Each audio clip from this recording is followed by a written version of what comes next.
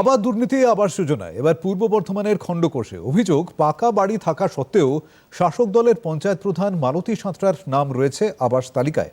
আগে খণ্ডকোষ পঞ্চায়েতের প্রধান ছিলেন মালতীর স্বামী হারু সাঁতরা। তখনই গীতাঞ্জলি প্রকল্পে বাড়ি তৈরির অনুদান পান তিনি, কিন্তু নতুন তালিকার আবার রয়েছে তাঁর স্ত্রীর নাম। মালতীর সাফাই, তাঁদের নাম কিভাবে তালিকায় উঠল সেটা তিনি জানেন না।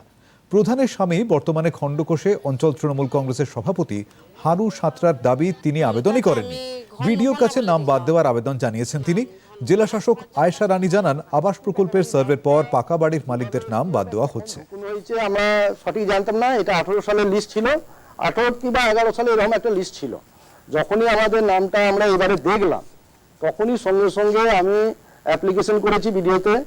বিডিও এসে ইনকোয়ারি করে গেছে, এসডি অফিস থেকে এসছে, পুলিশ প্রশাসন এসছে। তখন আমরা যতবারই এসেছি যে আমাদের বাড়ি আছে।